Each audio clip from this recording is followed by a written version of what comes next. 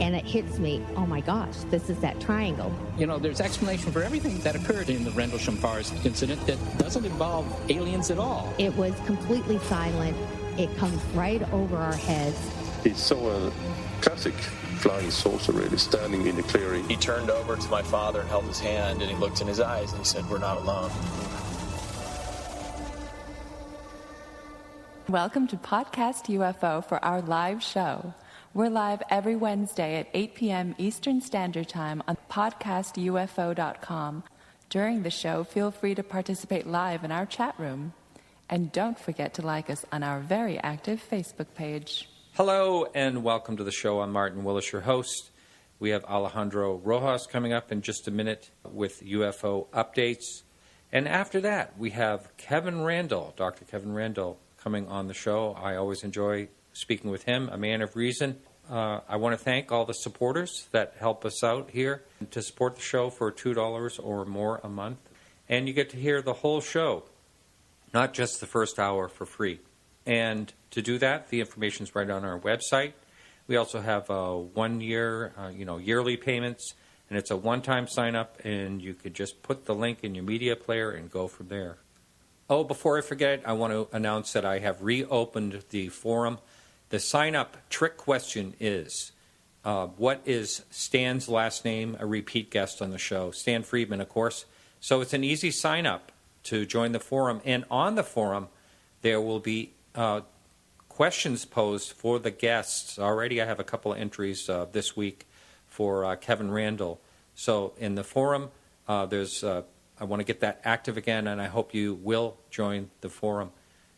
So that is it. Again, Kevin Randle's coming up, and right now we have the esteemed Alejandro Rojas. How are you? Hello, I am good. That was my esteemed voice. Yeah, I like that. Yeah. Mm-hmm. It's cool you're having Kevin Randle on. He's great. What's great about Kevin Randle, too, is that he's a straight shooter. He's very grounded. Mm-hmm. And, he's got great integrity. He's willing to stick to the truth and call it like it is, despite what effect that may have on relationships with others, which is a true researcher. So yep. I greatly respect him for that. He's a good guy. Yes, and just wanted to say that. I'm glad you did also, because we're going to be talking also about his blog spot, because so many times I'm trying to figure something out and talk about the voice of reason. It's like, you'll find it on his blog, and, there's the answer right there. So anyway, I really always enjoy speaking to him, and he's been a repeat guest, and hopefully he'll be on many times. But what's going on for the UFO news this week? What's going on? First, I'm going to plug something. Sure. Hopefully that's okay.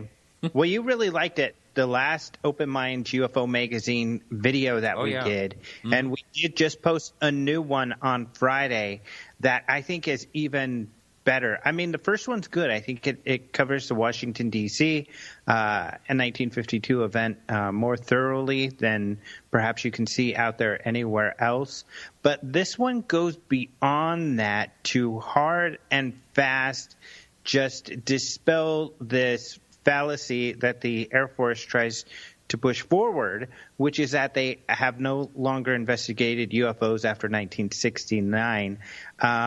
It used to be very conspiratorial to say something like that, and people will know I'm not really necessarily a conspiracy guy, but, much like Kevin Randle, but we have government documents that not only show us what and when and how they've been investigating, but that just prove that, and these are files that are on the DIA site.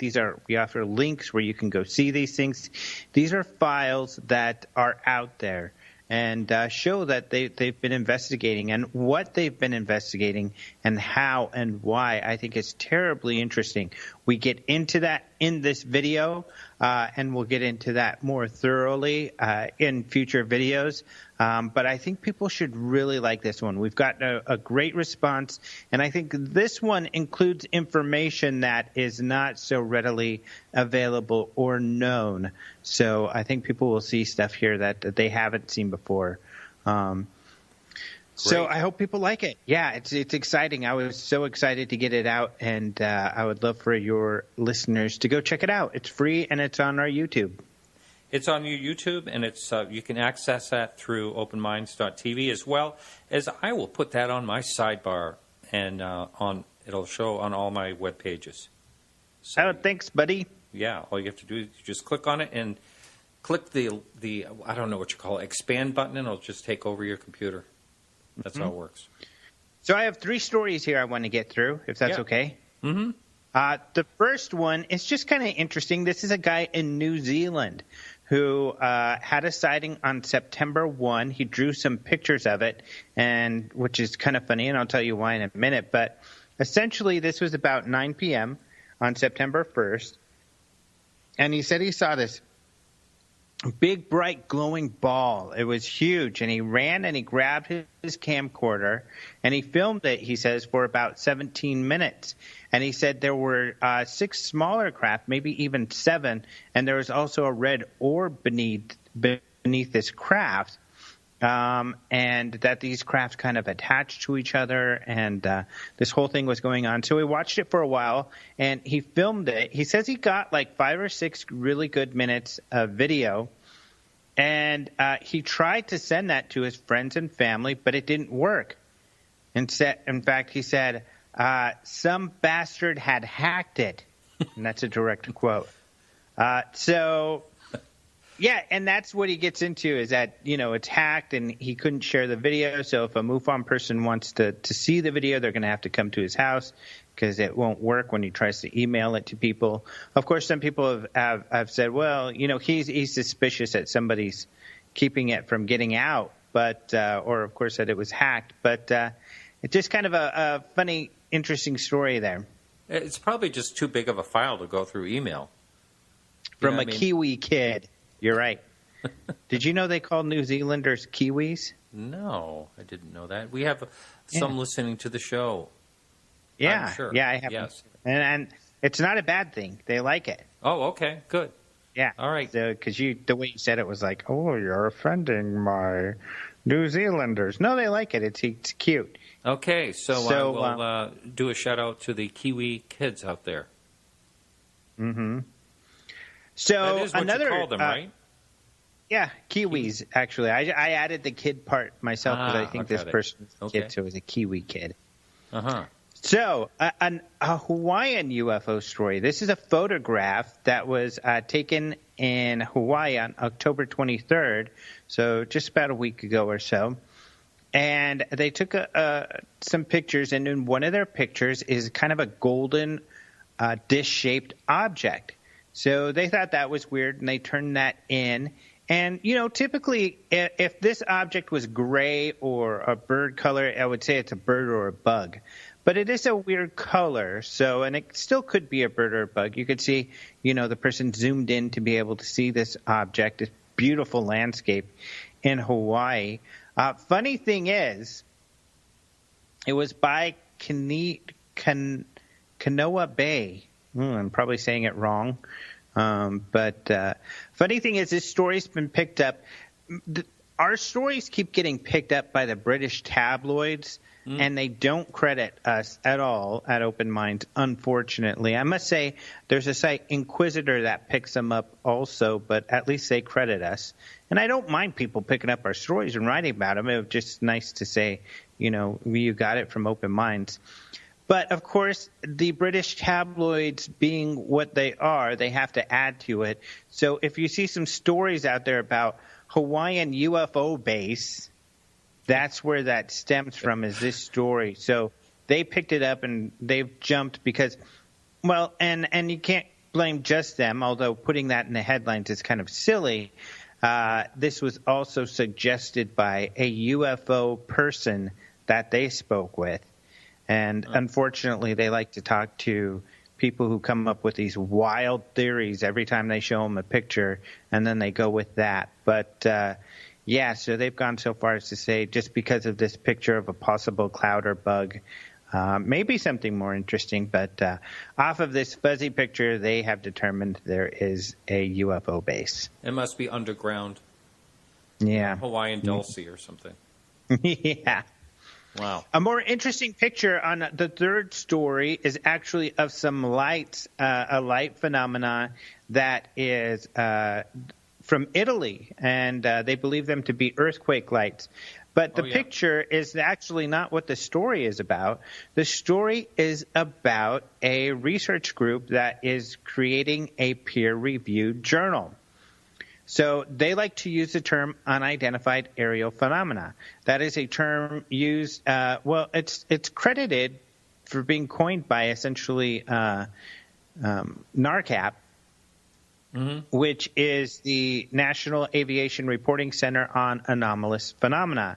One of their founders, Ted Rowe, is actually working with some other researchers, and I know one of them is Erica Lukes, and they are putting together, they're going to try to start a peer-reviewed journal. So they're going to try to get some scientists together and create this journal because, you know, essentially if you're trying to investigate UFOs, there's no peer-reviewed journal where you can get, experts and scientists to look at it to figure out if this is truly an anomalous phenomena. So they are looking to do that. And so we kind of have an exclusive press release written by Ted Rowe himself.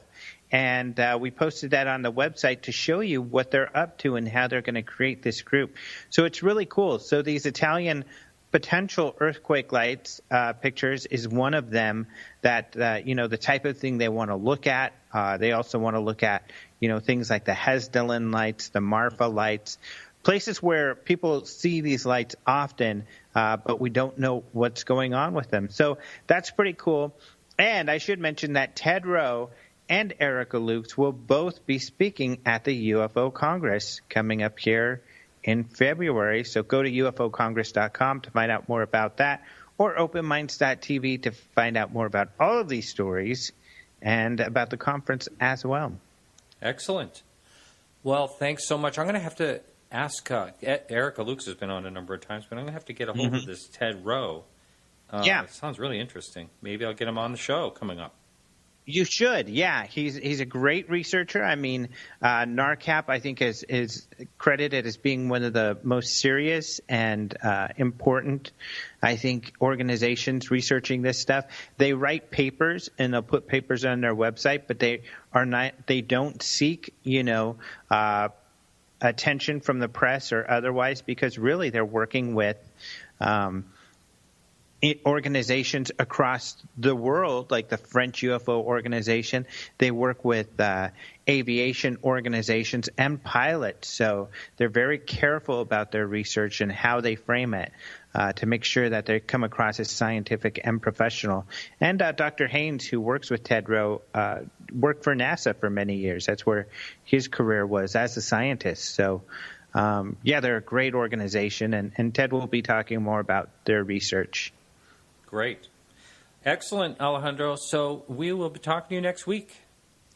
All right. Talk to you next week, buddy. Thanks very much. All right, everyone. Hang in there. We'll be right back after this quick music break with Dr. Kevin Randle.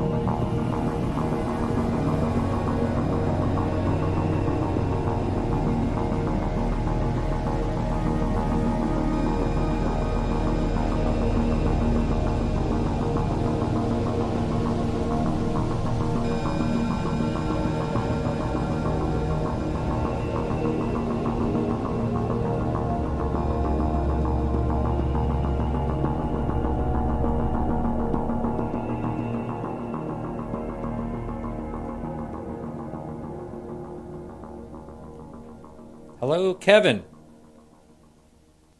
Hello. How are you? Had to turn my mic back on. Glad to have you back on the show. I was looking, and it was, let's see, October 28th, 2015. So just over a year. And it seems way too long. I think so, too. Yeah. So you have a book that came out this year. I do. Called Roswell in the 21st Century.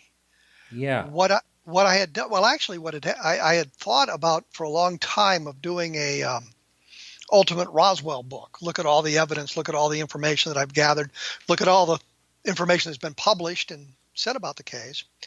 And Tom Carey accosted me in Roswell. He said, want to go out to Church's Fried Chicken for lunch? And I said, of course, because I would not turn down Church's Fried Chicken. And he proposed that we do the ultimate Roswell book. And the project kind of grew out of there. I had been thinking about it and actually had talked to a publisher about doing it. And he decided that what they wanted to do was books that had lots of different cases in it, not just a single case. But anyhow, the whole plan with Tom Carey fell apart. And so I decided to continue on myself.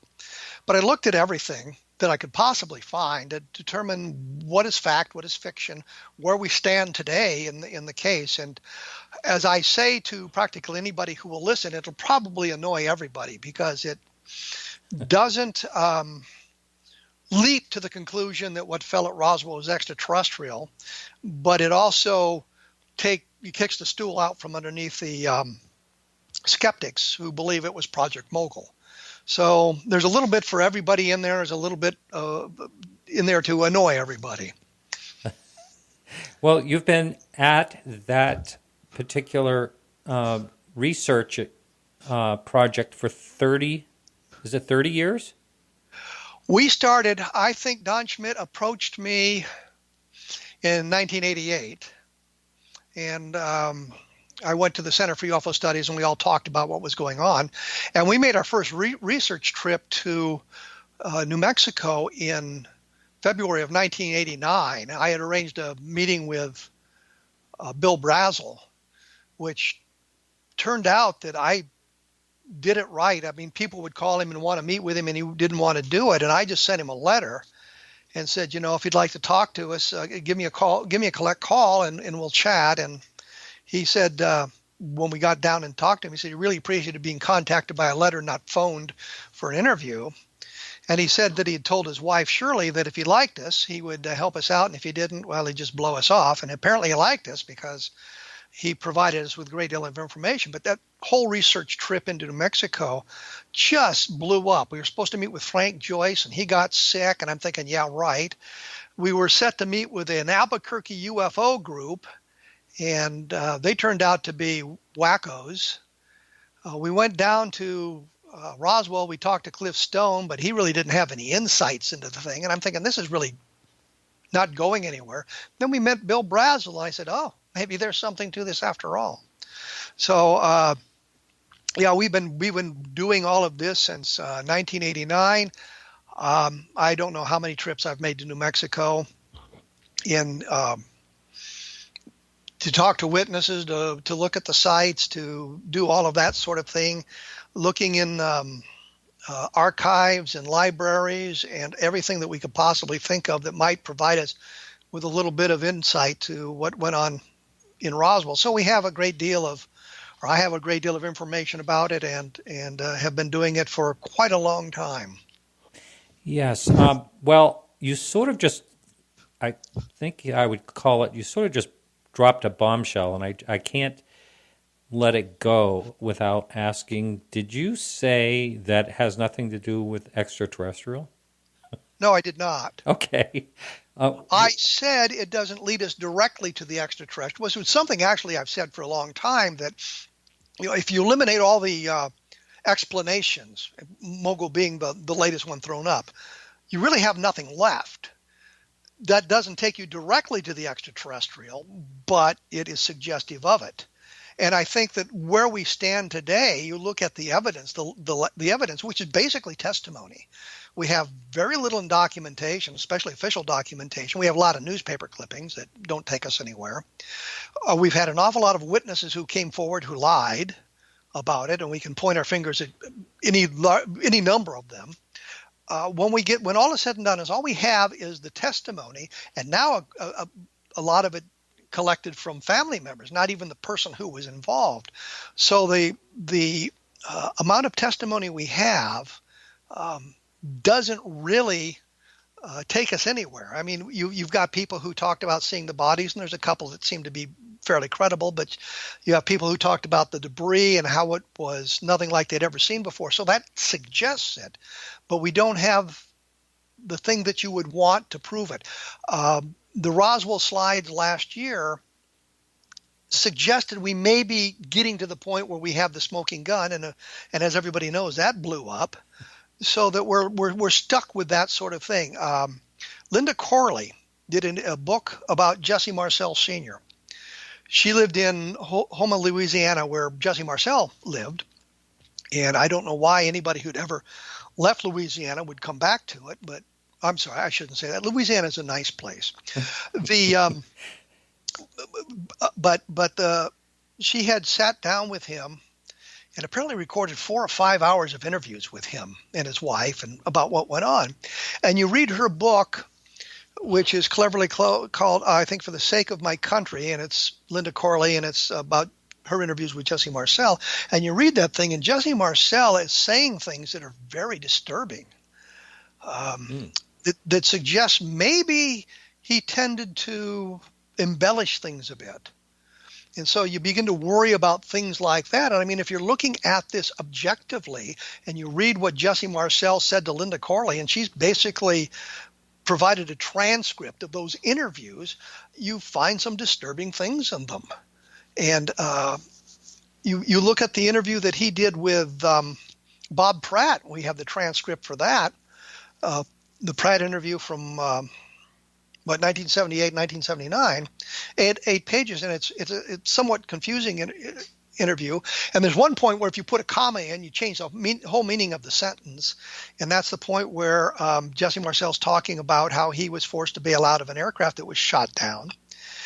And Pratt says everybody survived, and he says all but one crashed into a mountain. Well, that sounds like he's saying everybody died except one guy, other than one survivor. One survivor, everybody else crashed in the mountain. But you put a comma in there and it says one, and then you change the meaning of the sentence that everybody survived except for the one guy who crashed into the mountain. So it becomes very confusing and very, very disturbing. But you look at that sort of thing. You look at what Walter Hott said for virtually his entire life when we were discussing this with him, and what he said repeatedly. In one of the cases, it's from a film that was made. They're asking him if he ever saw the object, and he said, well, no. He'd asked Colonel Blanchard if he could, and Blanchard said no. And then we get the affidavit that he signed within a couple of years of his death. And it alters everything that he'd been saying for years and years and years. And that has to be disturbing. You can say, if you want, well, he was protecting the secret as he was required to do by saying that, and then upon his death, he let the secret out. But I mean, that only goes so far in kind of excusing these sorts of things. So there's a lot of disturbing things that when you sit down and you look at all the evidence and the testimony we have, it just doesn't seem as robust as it once did. Is it cloudy too? Is there too much in the mix to decipher? I think the problem is we have to eliminate the liars and the charlatans and the embellishers from the case. And if we can do that, we end up with a core of information that is very interesting. For example, I guess the best way to say it is, they released the Roswell Army Airfield released the press release that says, yeah, we have a flying saucer, and you can interpret that in many ways. And then you have 3 hours later, everybody saying, no, it's just a weather balloon, which is a cockamamie explanation. So, you go off in those directions and it becomes something clearly fell, something clearly extraordinary happened. Clearly there was some sort of a cover-up, but that does not lead us to the extraterrestrial. It is suggestive of something unusual. It can be suggested that takes us toward the extraterrestrial, but it doesn't get us there. What we need is physical evidence. We need documentation. We need all of those sorts of things, and we simply don't have it right now. Yes. How about, let's talk about the Ramey memo. If technology keeps advancing as far as deblurring and, documents, do you think that someday that document will be able to be completely deciphered? The problem is it's on film. Mm-hmm. And there's only so much you can do before you get into the grain of the film that becomes confusing. We had thought, and I say we, David Rudiak being one, and a couple of experts in photography and photo analysis and that sort of thing. I mean, experts in the field that work with police departments and all of that sort of thing. Highly skilled, highly intelligent, highly qualified to do this. We thought if we could get a scan of the original negative, we might be able to do that. And just prior to the Roswell slides presentation in Mexico City, they were able to do that with the help of the University of Texas at Arlington. I was supposed to be there. I got sick and couldn't go. But with the help of the University of Texas at Arlington and the people there who were very cooperative, we got the best quality scans possible in various arrays, various ways. With filters and non-filtered and using microscopes and everything that you could think of, trying to do that. And one of the experts says, if the photography had been just like 12 inches closer, we could probably do it. Jeez. And I'm thinking that we may have taken it as far as we can. David's got a analysis of it that he's pretty convinced is correct. I think it's based on a little bit of supposition on his part, but he's done the best analysis of anybody, and he thinks that he can read it pretty well. What we need is to be able to say, this is the way we got here. If you follow these steps, you will get there too. And right now we can't do that. We cannot clarify it to the point where you can say, this is what it says to a great deal of certainty. And so I don't think that the technology is ever going to get us to a place where we can do that. Yeah, when you talk about it goes down to the grain of the film, it seems like that may be where it loses the whole prospect of being able to be read. And I know there probably will be software that will make conclusions, but it could never be if we could get a consensus, a really high consensus, that would be something. And it may turn out to be nothing that was created by the military. I mean, the document he's holding may not have been created by the military, because there's a possibility that J. Bond Johnson, the photographer, the man that took the pictures, actually brought the teletype message from the Fort Worth Star Telegram to Ramey's office and handed it to him. There is the possibility that's where the document came from.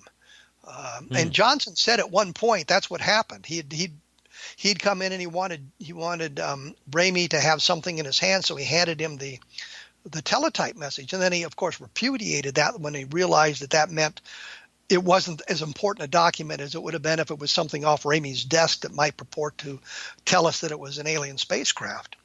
So these are the things that I examine in the book at great depth. These sorts of things, looking at the Ramey memo with the latest information that was available, including the analysis of the experts who went to Fort Worth and spent their time down there looking at all of this sort of thing.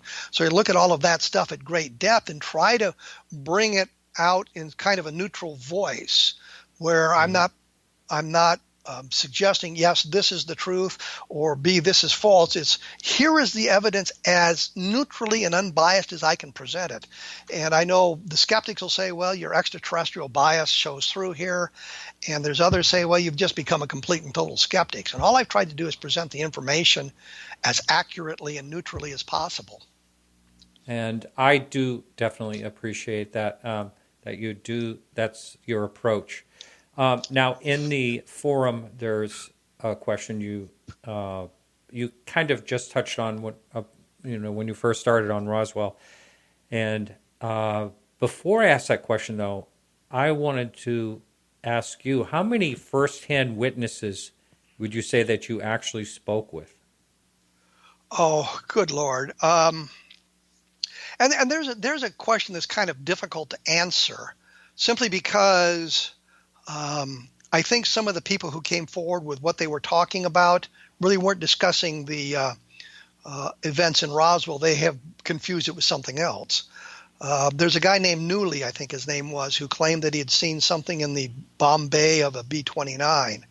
And they talk about how it might have been the escape pod from the crash. And I think it was probably an MK3 atomic bomb mock-up that he saw in there, because if you read his description and what the atomic bombs looked like back in 1947, he's basically described that. And the real key is it's a silver plate B-29, and silver plate was modified to carry the atomic weapons. But there's a great number of people from the people who were at the base at the time, who Corporal Piles, for example, saw something in the sky that he talked about that he'd seen. Well, here's a first-hand witness seeing something traveling across the sky in the right time frame. He may be a first-hand witness. William Woody talks about how they thought they saw this meteor coming down and crashing north of town and went out to look for it. I mean, here's a first-hand witness to something in the sky, but it may not have actually been the craft itself. So, it's kind of hard to say. There's Thomas Gonzalez, who was transferred off the base shortly after this event took place, and he would carve little alien-like creatures rather than tell people what they looked like. He would sort of carve creatures of it, and so here's a first-hand witness who said he saw the bodies. So there's probably 45, 50 different first-hand witnesses we talked to. The members of Blanchard's staff, everyone we could talk to, with a single exception, said it was an alien spacecraft. Edwin Easley, for example, he was a provost marshal. He's a very good example, was very cautious in what he said and was directly involved in this, and apparently saw a great deal, but he was very careful in what he said about it. So there's a first-hand witness as well. So there's a large number of them, but most of them just have a little piece. They don't have the entire story, and that kind of trips you up as well. Yes, if only this was investigated, right after the cover-up or whatever happened when they said it was a weather balloon. If only it was investigated at that time when it was fresh.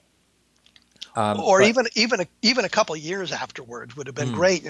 We start 35, 40 years after the fact, and memories do change. That's true. Yep, absolutely. The question, one of the questions just in the forum is, do you think that extraterrestrial bodies were recovered at Roswell? Why or why not? There is testimony to suggest that, and from a number of people. Edwin Easley again suggested that.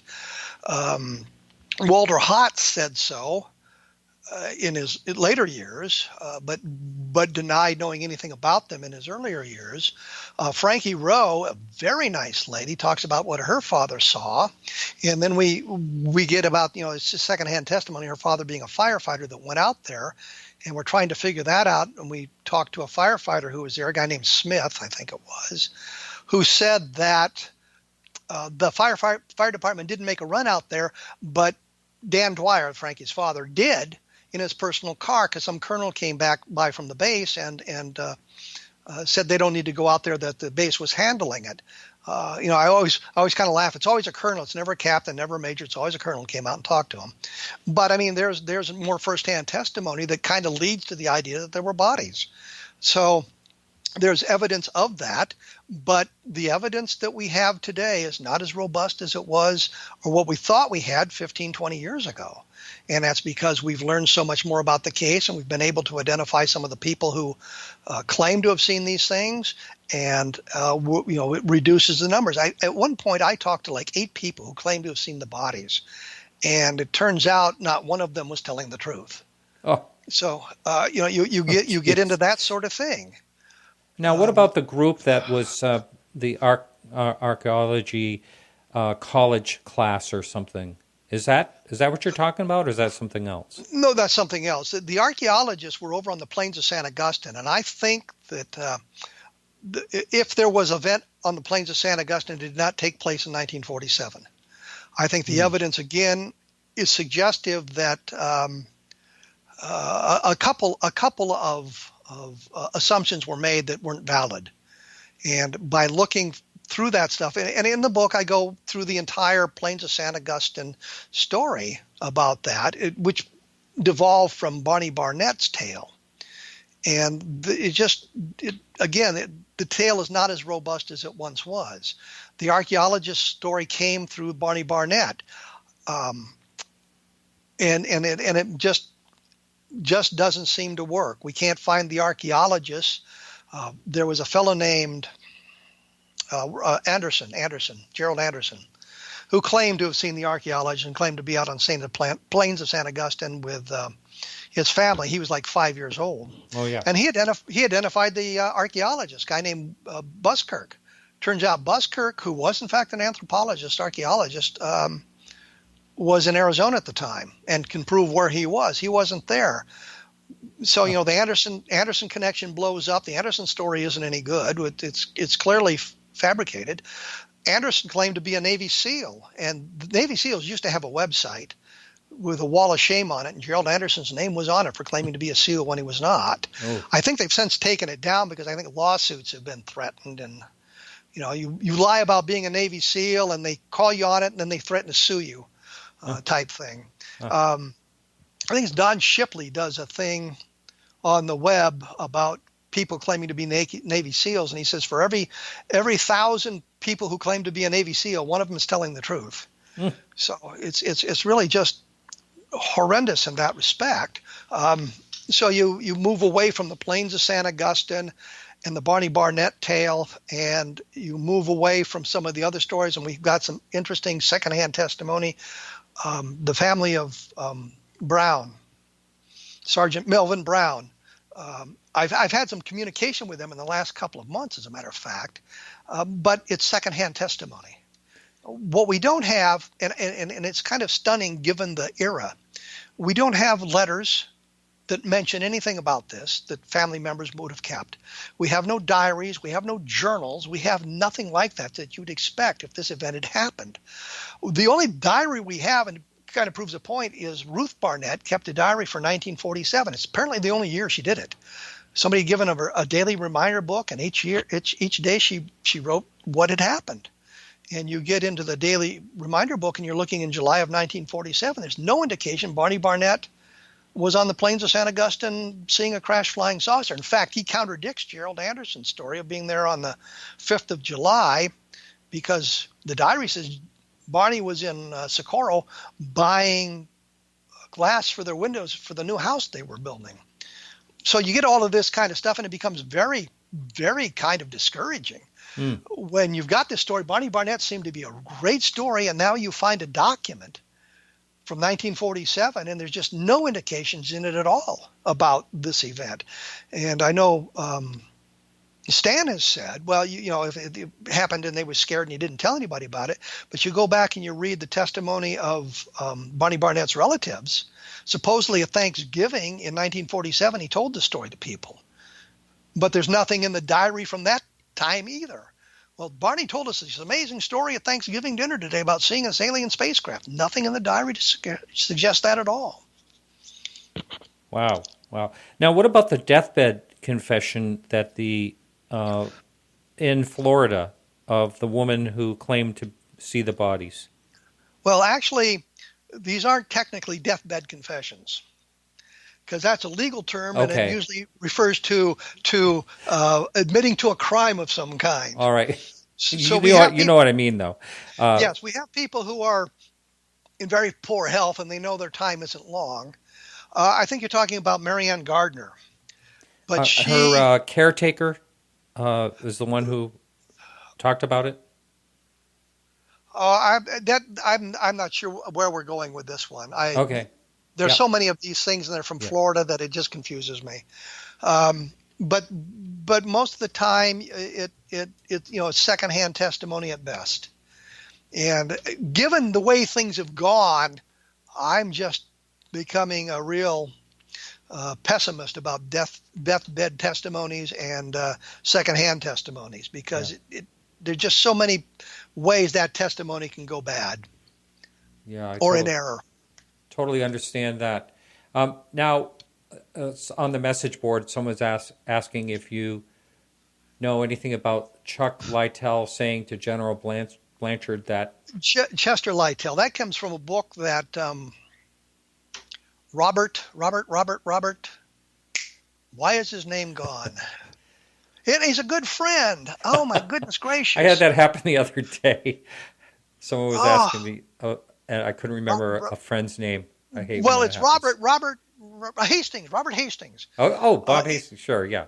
Mm-hmm. No, Robert Hastings. Don't call him Bob. Well, it's Robert. I'm calling him Bob now. I'll tell you why later. Oh, okay. He tells that story in his book on nukes, that Chester Littell was being flown from Alaska to Illinois because his wife was about to have a baby, and he was out there working with the Air Force on something. And Blanchard, who was now a general, and it's the 1950s, arranged for him to get a flight back to Illinois so he could be there when his wife gave birth. And on this flight, they talked about this event, and Blanchard admitted to Littell that, there were four bodies recovered. Secondhand testimony again, but given the reputation of Chester Littell, that's much more persuasive than some of those secondhand testimonies. So what strikes me as odd, though, is Don Schmidt and I spent a lot of time with Chester Littell in Albuquerque. Went out to dinner with him lots of times, went to his office, and he and Don would get in these discussions that just were a crashing bore. And I'm going, I got to keep awake. They were just having a great time, and I've just lost it completely. But I'm surprised that he never mentioned a thing like that to us, and even in passing.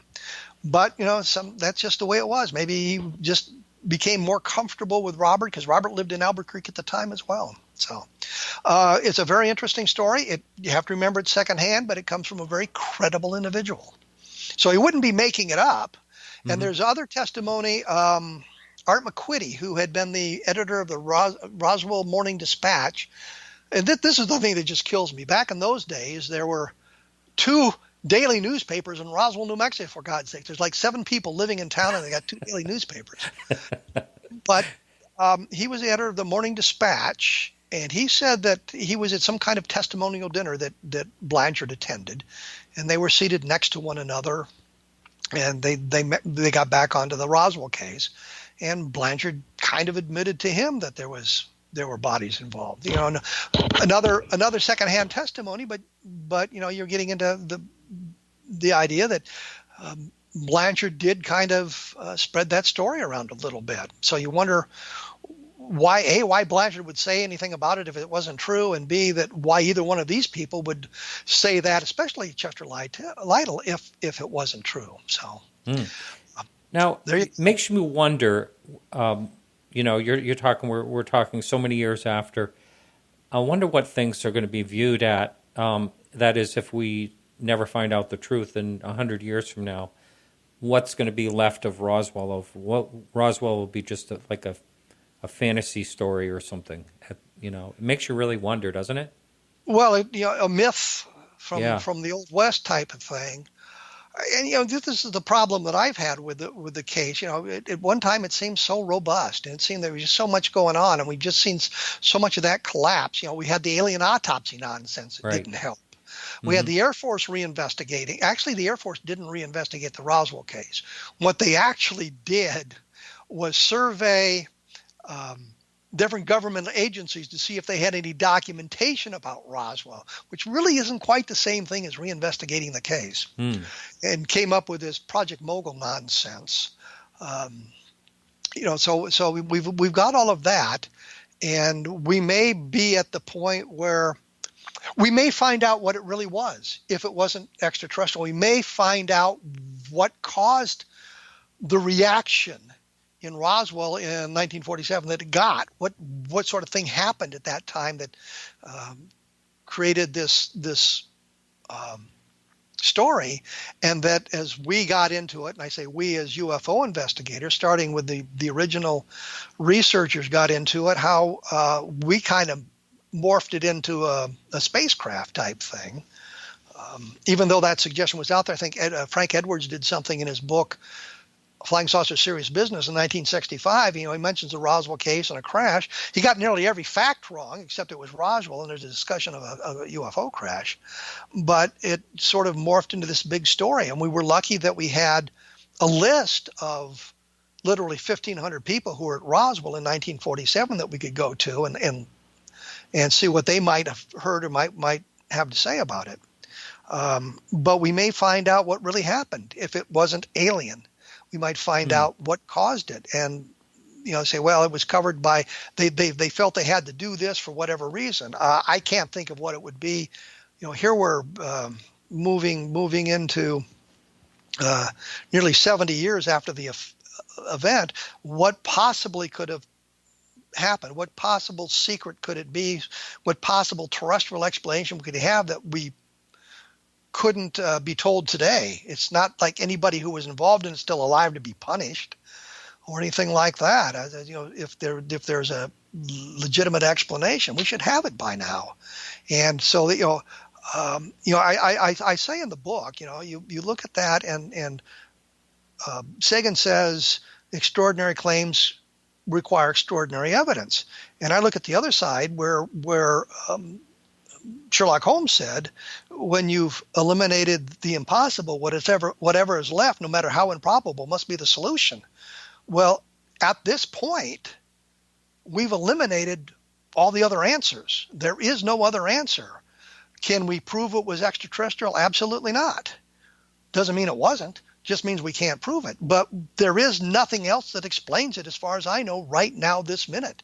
There may be something coming down the pike that would explain it, and then in the far future they'll look back and say, yeah, these guys thought it was a flying saucer from outer space and it turned out to be blah, blah, blah. Or they may look back and say, yeah, it was a first contact and you guys blew it. Oh, by the way, I have to correct you on something. That was Marcelo Truzzo that actually came up with that saying, and Carl Sagan stole it. Yes, you're right. Yes. Marcelo Truzzi that said that. Yes, you're absolutely right. Let's see. There was a question. Oh, yes. How about the June Crane story? Oh, that's just, she wasn't there in 1947. Oh. She had her work history. Her work history is really sporadic in the parachute, what she did at Wright-Patterson Air Force Base. It's really, really sporadic. But in July of 1947, she wasn't there. I had thought at one time, given her work history, that she might have been talking about the Kingman, Arizona crash. And but I think now that story is a hoax. So she was a nice lady. I talked to her. I have letters from her. She sent me pictures of her garden, among other things, and documentation. I have the original documents. Other people have them up on their websites. They have copies of the documents. I actually have the original she sent me. But unfortunately, I just don't think her story doesn't relate to Roswell. That's the kindest thing I can say. It doesn't relate to Roswell. Might relate to something else. She might have misunderstood what was going on, but she was a very nice lady. And tried to be as helpful as she possibly could, but I just don't think it relates to Roswell. Okay, now I'm going to ask you about Chase Brandon. Why? Because I've never asked you before. Another cockamamie story. Yeah, I'm wandering around the CIA and I look in this vault and there's a box named marked Roswell. Why in the hell would it be marked Roswell, for God's sake? It would be numbered only, if anything. Well, or it might say Corona, or it might say flying saucer crash. But the Roswell's kind of a misnomer for this thing that came out of, I guess, Bill Moore's typewriter, calling it the Roswell incident, because the debris field that Brazel talked about was up closer to Corona, New Mexico, and there apparently is a site or two closer to Roswell where the bodies were located, but it's still quite a ways away. So 60 miles, right? Something like that. The roads back, even the roads when we were driving back in the early 1990s, some of them were really crappy. You go down this road from Corona toward the turnoff to get to the Brazel Ranch, and you come to this big sign. It says, "Road becomes impassable in inclement weather." This is the 1990s, for God's sakes. You can't keep your roads. But anyway, so there's all that sort of thing going on. But this Brandon Chase guy, I don't know what the hell his problem was. That story just struck me as cockamamie when I heard it. Yeah, I had heard a couple of people that really thought it was something, but I just don't know. I've never really looked into it that much, but I thought the first thing that hit me was, why would anything be marked, Roswell? I mean, that just doesn't make sense to me. But I don't know. That's exactly what I thought. Why would it be marked Roswell? And then the other thing is, he may have had access to the top secrets, but top secrets are guarded a little bit differently than the other classification levels. You just can't wander into a vault and start looking around. Mm-hmm. You have to have a reason for going in there. It's the need to know thing. Mm-hmm. You're not going to be pawing through this stuff. And that's the thing that always stuns me about these sorts of things. Right. Yeah. I mean, it doesn't really make that much sense. A question that came up on the message board a while back. You mentioned Clifford Stone earlier in your books. He is now a controversial figure in ufology. What is your current view on him and his stories? Cliff is a very nice guy. Mm-hmm. I've visited him at his house. First time I ever met him, he didn't want to meet us at his house. He met us at the Burger King, North Main Street in Roswell. I say that for the Burger King to get some publicity. I don't know why. But so he shows up in uniform, in his sergeant's uniform. He was retired? No, he wasn't retired yet, but it was a Saturday afternoon. He should have been in civilian clothes. I don't know why he showed up in his uniform.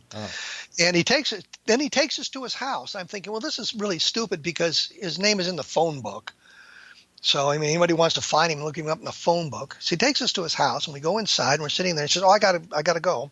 I'll be right back. I got to get something out of the car. And he goes outside the car, and he comes back in, and he's carrying this folder. This is top secret on it. And he goes in his bedroom, and I'm thinking, if that's really top secret material, you're going to jail there, Cliff.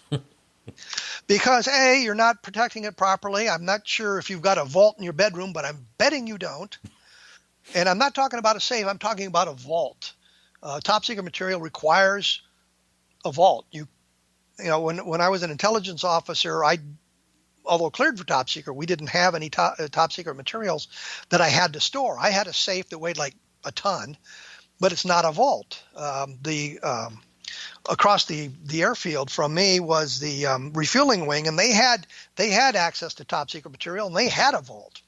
So, I mean, the first time I see him, he's trying to pull this stunt and impress us because he's carrying around top secret material, which is – I have a science fiction novel. It's got secret stamped on a lot of pages, and it's because when I was in the Air Force Reserve, one day I was bored in the office and had that novel with me, so I stamped a bunch of pages top secret just for fun.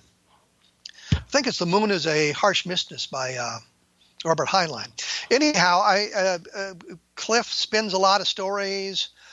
He talked about – and then the one that really got me, and I think Don Eckers both, he published a story in UFO magazine about him sneaking through the wire when he served in Vietnam to go out hunting the Viet Cong or the North Vietnamese. And I'm thinking, yeah, if I saw anybody in the wire, I'm opening fire. And where I was stationed at Cu Chi, they had to have an officer on the bunker line, on our section of the bunker line, and so it rotated among the officers. So I had an opportunity to be on the bunker line a couple of times, so I know how that thing was.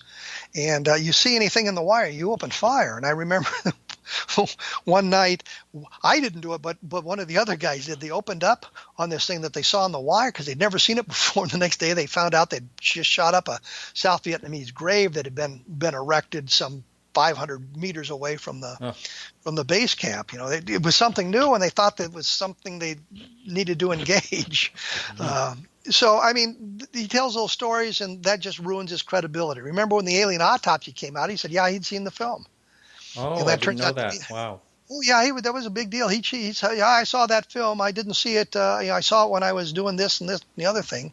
I did a thing on my blog, which is a good place to plug, kevinrandle.blogspot.com, where I looked at a number of these people who made claims, and Cliff Stone, and I looked at the stories he had told to how they'd evolved over the years.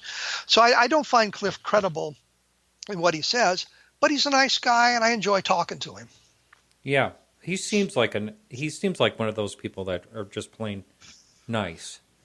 Yeah, he's a nice fella. I'm not sure how he could spend 22 years in the Army and never get above tech sergeant, but that's just me. Yeah.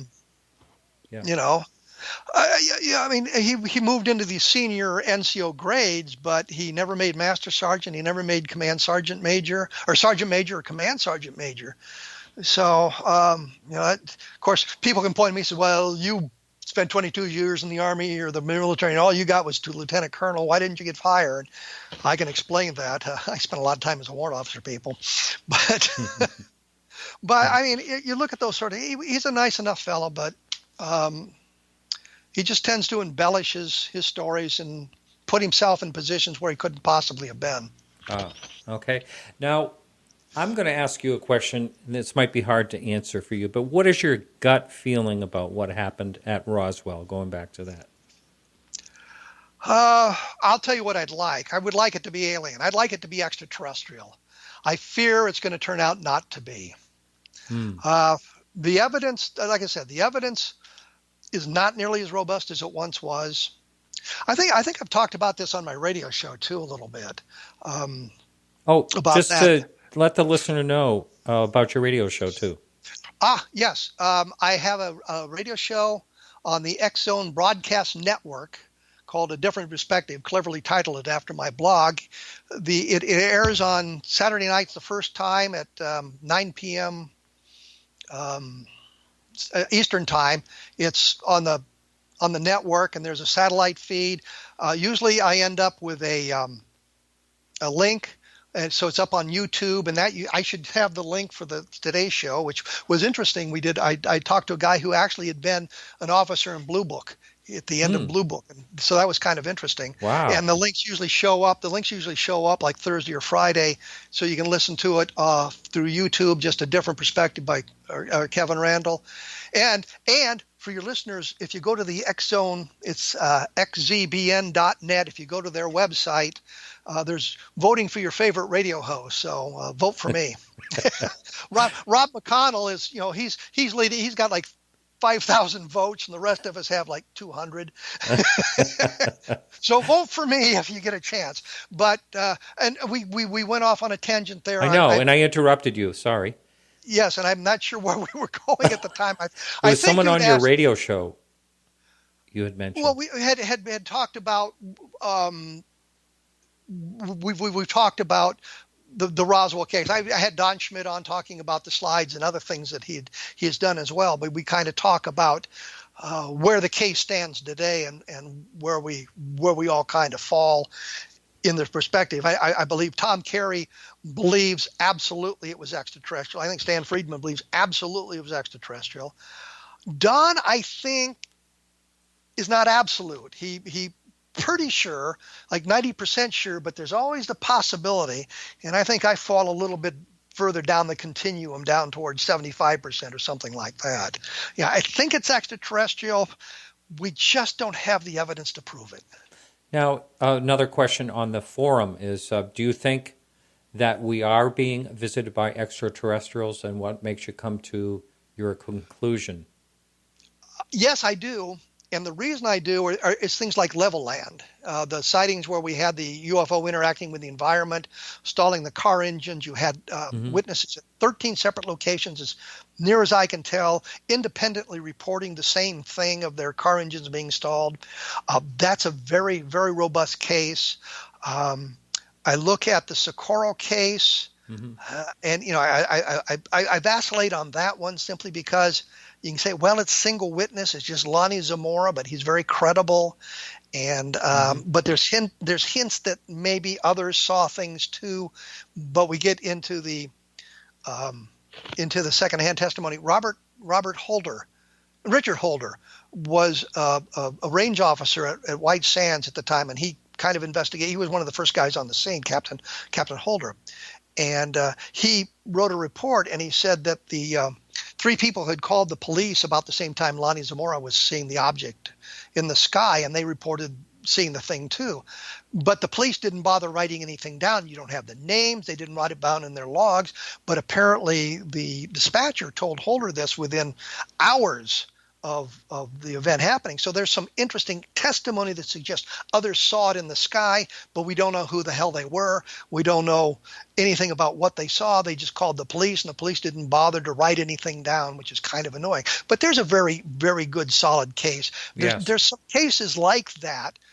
As I said, level land is very good because of everything that went on there and around that area at the time. I think within 12 hours, the object was seen at White Sands, and there's some very interesting testimony out of White Sands. I talked to one of the guys, one of the MPs who was there at the time, and gave me some insight into what was going on.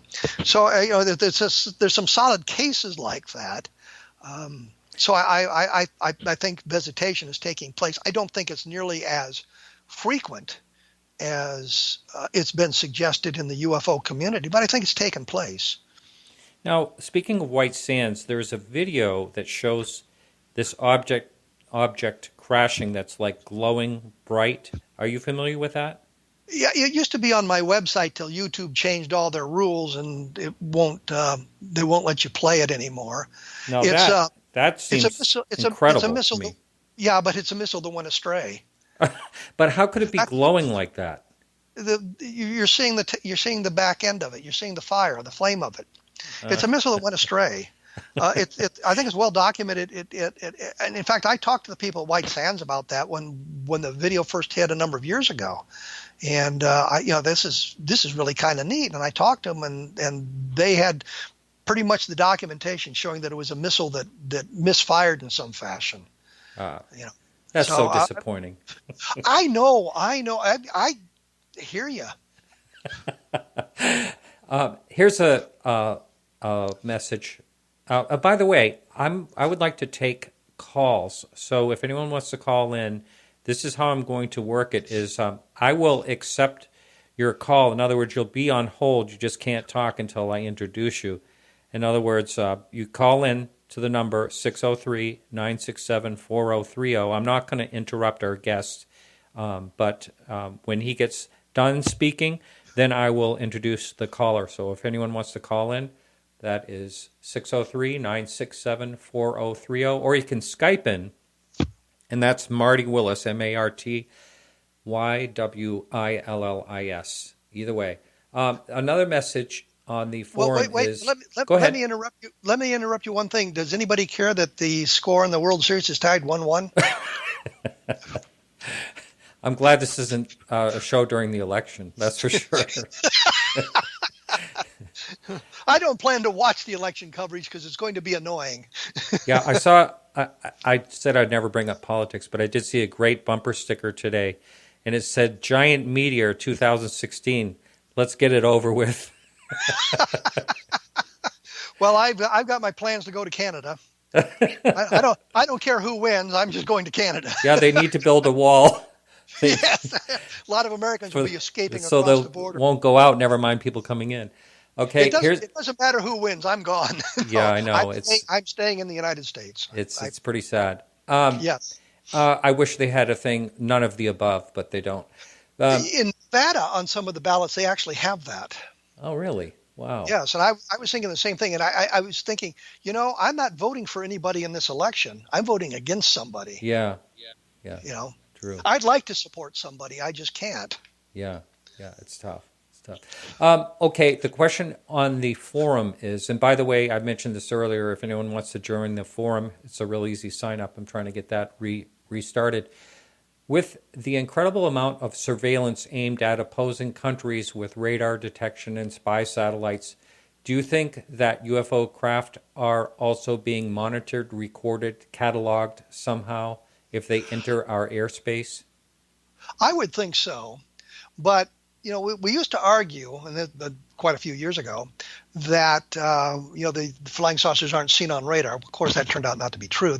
There are cases, good radar cases. Mm-hmm. But I would think our stealth technology rendered that argument pretty well moot. That the oh, yes. Mm-hmm. If we can do that, what can they do with their composites? There are hints that the satellite surveillance has picked up stuff.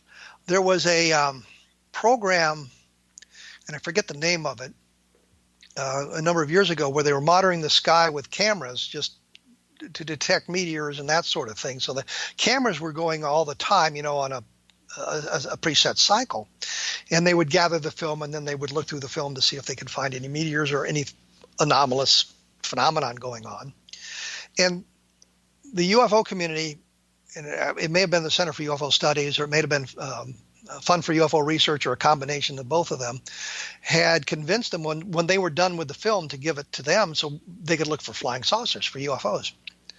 And Phil Klass raised a big stink about that, and so they never got the film. But there is that monitoring going on, and you wonder about that, and anything they see probably would be highly classified and be very difficult for any of us to get to see it, to determine whether or not there's something going on. The thing that worries me that's sort of tangential there is that everybody's got a camera with them all the time now. My stupid cell phone's got a 13 megapixel camera in it, and I understand that's now pretty crappy. 13 megapixels, for God's sakes. It used to be the big deal is you had a megapixel.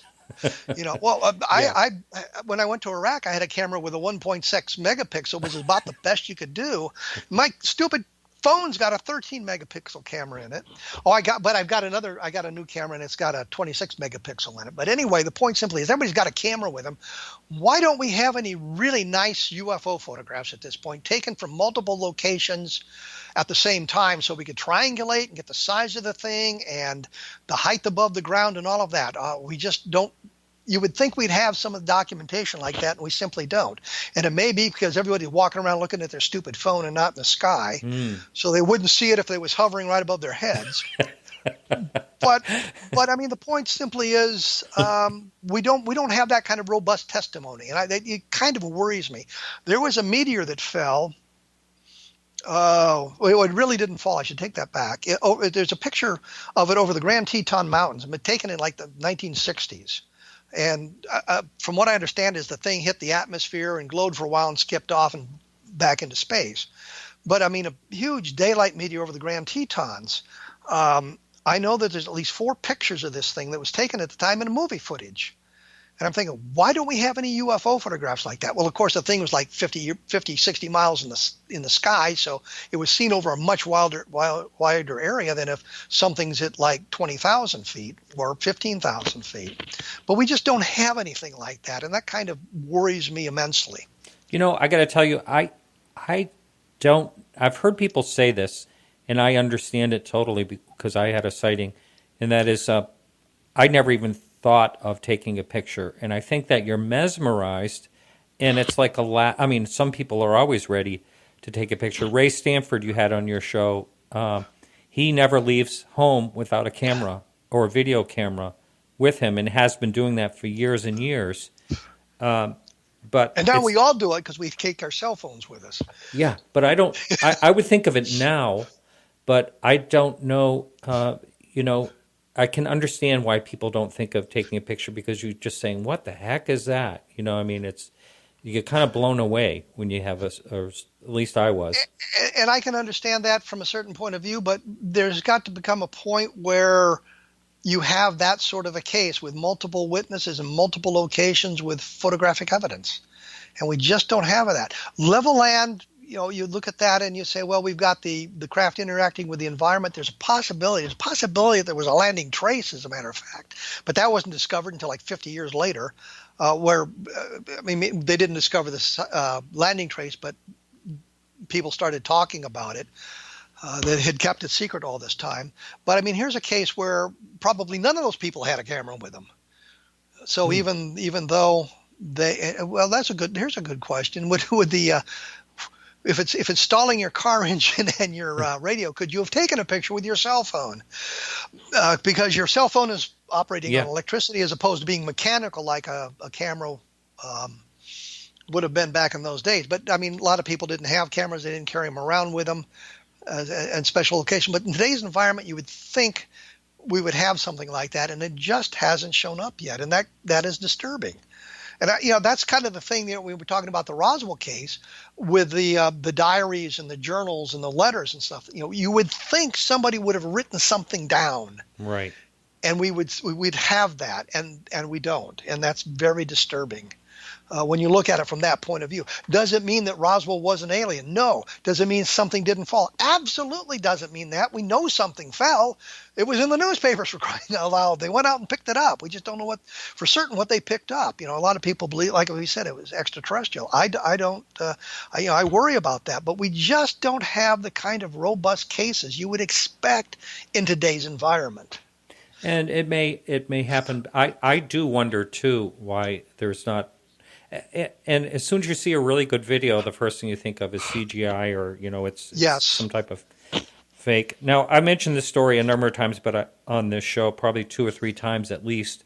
But I had someone visiting here. I have a Russian connection. I was over in Russia this year and last year. But I had someone visiting here from Russia. And when they found out I did a show on UFOs, he told this, and he has nothing to do with UFOs or anything like that. He told this story about being in a pass in the mountains in Russia in his car where everybody's car stalled in the pass. They all got out. People were lifting their hoods and standing out there, and all of a sudden this big, huge cigar thing went right through the mountain pass, right over their head with portholes. He said it had portholes, and it just floated right through the mountain, and then someone thought to get back in the car and tried the car, and their engine started up, and they all took off. Nobody said anything. They all got back in their car and took off. This is about 30 years ago. Well, the same thing happened right after the Leveland case in Oro Grande, New Mexico, and it's just south of Holloman Air Force Base. And a guy named Stokes was heading toward El Paso from Alamogordo, and the car stalled. And he pulled over, and there's a whole bunch of people standing outside looking at this thing.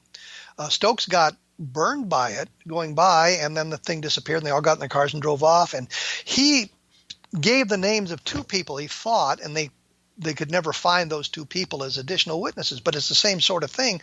All these people standing around watching this thing. Stokes actually manifested a reaction, like a sunburn, to the object passing overhead. And once the thing was gone, they all just jumped in their cars and drove off. Nobody said, "Hey, let's collect our information here so that we can verify one another's stories." Unreal, huh? Yeah, absolutely. Someone wanted to know if you think that NASA is cutting video feed when a UFO wanders into the range. I don't know. I really don't know. I watched The Martian. And I know that they tried to be transparent in the movie, showing everything. We have 24 hours to release these photographs. But I don't know if they're doing it. I don't know if they see anything. I just don't have a good feeling about that at all. I don't know whether they're cutting the feeds or not. I simply do not know. Mm-hmm. Yeah. Let's see. There was another question I wanted to ask you that kind of has to do with things that are going on right now. This is on the forum. Do you have any opinions about recently leaked John Podesta emails related to UFOs, such as the mentioning a meeting with Podesta, Tom Long, and retired General Neil McCaslin, former commander? Podesta's been involved in that sort of thing since he was with Bill Clinton, and they talked about these sorts of things. Mm-hmm. And it's interesting that they're in the emails. Podesta was supposedly going to look for the evidence for Bill Clinton. And if you remember, Clinton says, well, if Roswell was alien, they haven't told me. And I'm thinking, yeah, probably not. But it's interesting stuff. It suggests the discussion goes on at high levels, but I don't know if it's anything more than personal curiosity, just attempting to learn a little bit more. All I can say is it's interesting that they're discussing at the highest levels. But remember, Bill Clinton was going to release the information when he was elected. Nothing ever came out of it. I think Jimmy Carter was going to do that too, and there was nothing that came out. So it means one of two things: that people say, well, does the president know? And my answer to that now is I don't think so. I don't think they don't tell the president unless he asks specifically. And I think that you look at the environment we live in, the world environment, the president has a lot of stuff to worry about. Right. Tiger by the tail. Mm-hmm. Yeah, he's got an awful lot of stuff to worry about. And this thing with flying saucers, I mean, if we go back to the actual beginning of the modern era, which I think with the Foo Fighters during World War II as opposed to the Arnold sighting, we're looking, at this thing going on for 75, 80 years. And there has not been a hostile attack. We haven't been attacked by them. They haven't invaded us yet. So they're pretty benign for the most part. So the thing you have to look at is that, the president has so much on his plate, unless something triggers it, like in Independence Day where they've got the photographs and the ships are now gathering around the Earth to attack. You just don't bother telling him unless he says, what can you tell me about the flying saucers? So it's not something that I don't think it's something they brief him on unless he asks, because he's got so much other stuff to worry about. Or maybe in the next few months, she's got so much to worry about. Right. I agree with you 100% on that. And I think I've even said something similar on this show about that. It's just like way down the list. Yeah. Unless something triggers it. And in case you're interested, 3-1 Cubs in the World Series. Okay, for the updates as we go here. So if anybody cares. I had the pleasure of having the first to record with Chris Mellon. And Chris Mellon was he was on the Department of Defense, and he was an insider basically. And I asked him, the question came up about, would the president know? And his answer to that, the president would know if the president asked. Yeah, I think that's probably true. If the president asked, he would know. And then the next question is there something about it national security? Relates to national security, or something about it that is so terrifying that it's better that they keep the secret. I think that I've always said that the president can get the answer if he wants it.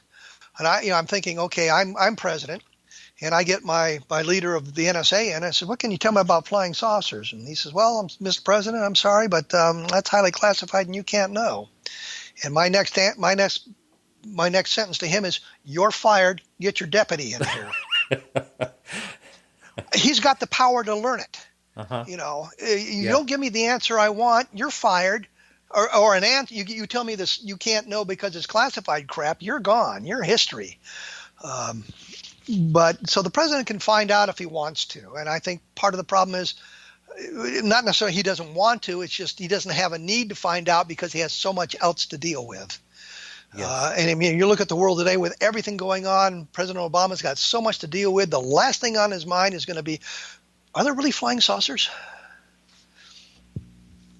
Right. Someone wanted to know if you looked into, and I don't know if I can pronounce this right, the Cape Girardeau. Cape Girardeau. Yeah. Have you looked into that? First of all, you have to know that Cape Girardeau is the hometown of Rush Limbaugh. So that may inhibit it. Yeah, I've looked into that. It's basically secondhand. Oh, it's a secondhand story? Yes. From Rush? No. Actually from Len Stringfield. Okay. And the woman's name is Charlene Mann, I think it is. Sent a letter to... Oh, yes. Wasn't that her father that was driving? Yes, he was the preacher. Yes, I know that one, yeah. Mm-hmm. They came out to give last rites to the alien creatures that had been killed in the crash. Right. But it's all secondhand. There is some additional testimony, but it is all secondhand. And so it's not a really good, solid case. The thing that always bothered me about that, if it had happened, then I think the response at Roswell would have been completely different. The military high command would not have been caught flat-footed, as they seem to have been at Roswell. Well, oh my God, what do we do? What do we do? They would have had something in place, which I guess it's really not. Which isn't really a good argument, because I think about it back in the 1930s, late 1930s, as they were wargaming, which they do, play war games. And a lot of the war games started with the Japanese attack on Pearl Harbor. And so we're caught flat-footed by that. But but you would think they would have been a little bit sharper in dealing with this thing had Cape Girardeau been a real had been an event. When I did my book Crash When UFOs Fall from the Sky, I communicated with Charlene Mann, got permission to use some of the stuff that she had said in the book so that we wouldn't get sued. Again, we're dealing with people who are sincere. They believe what they're telling you. It just might have been screwed up in the translation. She also talked about a photograph they had, and what really just annoys me is somehow those photographs always disappear. And they had a picture of one of the alien creatures in some environment, and I think Len sent her a couple of photographs that had been allegedly taken of alien creatures. She said, no, these aren't the ones that I'm talking about. And they loaned it to a friend, which seems incredibly stupid to have done. But they did that, and it disappeared. So we don't have the photograph, which would be interesting to have. So, right. It's an interesting case. But you have to look at it from the point of view it's basically all secondhand, and it could be the absolute gospel truth, but there's nothing we can do to prove it. Right. Again, we're taking calls. If anyone that's listening live would like to call in, 603-967-4030. Another question here on the forum, do you think there actually have been crash retrievals from any locations, or that any reverse engineering of recovered technology has ever taken place? Well, what I've always said is we certainly don't have the number of crashes that people are reporting. I mean, if you look at it, I think some of the lists are 300 crashes. There's no way to keep that kind of information secret. It would be out. We would know. I think the number of crashes is very limited. And you look at something like Shag Harbor, where the thing went into the basically the harbor, nothing was recovered. If you look at Roswell and you say it's recovered, then you have to start thinking, well, why hasn't the technology shown up in our society? Why hasn't something been developed from that? And I always say maybe because it is so far advanced, we haven't figured it out yet. If you take a VCR, and for the millennials, that would be the videotapes things, a VCR, a TV, and a power pack back to Merlin the Magician, and you show him this black ribbon, and if you know the secret, you can get colored pictures and sound out of it, motion pictures of it. But you have to understand two things that are invisible to decode it. You have to understand electricity and magnetism. He just simply did not have the cultural elements to decode this black ribbon. And I suspect, if it wasn't so badly damaged, that if we recovered something at Roswell, we do not have the cultural elements to decode it. We haven't figured it out. I've said, and it's pure speculation on my part, that it seems to me that some of the composites we've come up with may have been indirectly inspired by that, because we're thinking of metals and all of this stuff that you have to have, and we now know that you don't need to make an airplane out of metal to fly. You can make it out of these wonderful composites. So that might be something that indirectly was inspired by this, but I do not know. I think that if you look at our the evolution of our cultural elements, of our technology, I think you can find the precursors of everything prior to the Roswell crash. You can see that it was not directly stimulated by Roswell. So, that's kind of where we are. I don't think we've figured it out yet. I've heard the speculation of fiber optics as something. No, I think Bill Brazel actually talked about fiber optics. I remember him sitting there and he says, this material like monofilament fishing line, you shine a light in one end and it comes out the other. So, you mean fiber optics? But I think there was if you look at the evolution of fiber optics, it precedes Roswell. So there's really yeah, but in very rudimentary form. But it seems that the research was being done prior to the Roswell case, and the same thing with some of the night vision technology that we have. We can see the evolution of these things, and so there's really nothing that seemed to be a quantum leap in our understanding that you'd expect if you'd been handed this gift from the gods, if you will. I just stuck in my mind. Remember the old movie with the Bushmen from Africa and the Coke bottle drops? Oh yes, that's a fun movie. There's no words in it. Yeah. Yeah, and all the trouble, he finally throws it away because it's caused so much trouble. Yeah. But that kind of thing, a gift from the gods. I don't think we figured it out. I think the other thing that's happened, if something was picked up at Roswell, that they might have had in the beginning a huge group of people working on it, but as time passed, that group shrank so that it was fewer and fewer people, so that they could plug any leaks, possible leaks. I think our society today, we're just too fond of telling secrets that the number of people who would have access to this ultimate secret would be very, very few, and very little documentation about it. But I think they apply our technology as it develops to see if we can suddenly make that quantum leap. So that's kind of where I am on that. The gods are crazy. That's the name of the movie. Yeah, something like that. Okay. Yeah. It's actually really fun. Yes. Yeah, it's a great movie. So what about, this is totally off subject, but have you looked into the Tabby star and the possibility of the Dyson sphere or something going on there? This is a question on the message board. This really annoys me because I claimed that planet and that star long before they called it the Tabby Spear.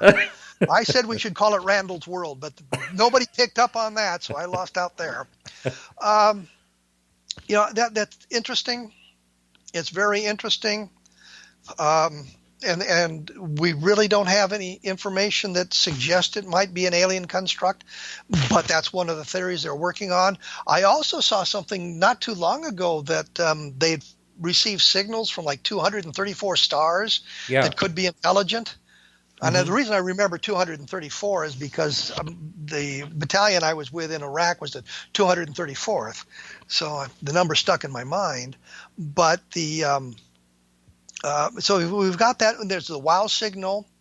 And they say, well, it's not necessarily alien because it wasn't repeated. Well, I remember back in the olden days when you had antennas on your TV and everything wasn't hooked up to the cable, that periodically, if the ionosphere was right, you'd get these incredible skips. And I remember watching about 30 minutes of television.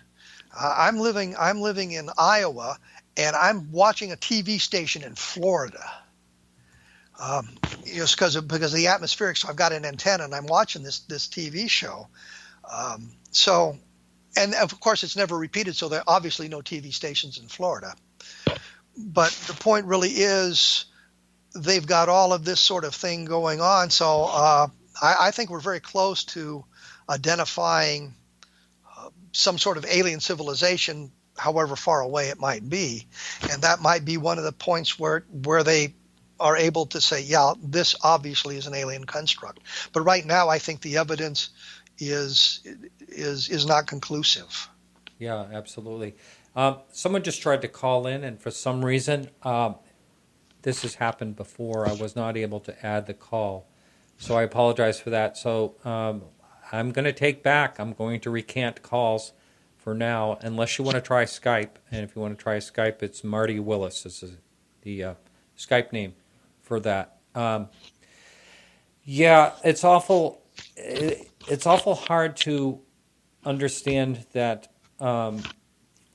we are not able to detect anything, but I think the technology out there is probably way beyond our thinking, possibly, or both sides. Let's take a step back. 20 years ago, we couldn't detect planets around another star. And so when you started talking about alien civilizations, we're to the point where saying we don't know if the solar system is unique. We don't know if it is rare. We think they're common, but we just don't know. Now we know that solar systems are pretty common throughout the galaxy. And I think that trying to pick up a signal, especially a radio signal, that would be hidden in all the radio noise that is generated naturally is a very difficult task. And I know they're now searching in other arenas. I think they're trying to detect laser flashes and things like that. But I mean, you've got all this problem of the noise that you've got to filter out before you can get to a signal. And I think that might be the problem why we haven't detected that. I think that there are multiple civilizations out there. I don't know whether they're older than ours, newer than ours, or where they might fit on the civilization scale, or what their technology might be. There's always the possibility that they don't use radio as we know it because of their innate capabilities. We just do not know because we have nothing with which to gauge that sort of a discussion. We can only make guesses based on our experience, and our experience may be completely, dare I say it, alien to how things work in the rest of the galaxy. Possibly. I think eventually we may come up with a technology that would be able to detect, atmosphere elements and things like that. We have that capability. They are identifying planets that have water in the atmosphere of some of the planets they've discovered. So we have that technology. What we do not have is the technology to develop, or the technology that allows us to listen into their TV programs. And if you want a really horrible thought, think of it this. You're an alien civilization, you're 50 light years from Earth, you've detected a signal, and you decode it, and it's Laverne and Shirley.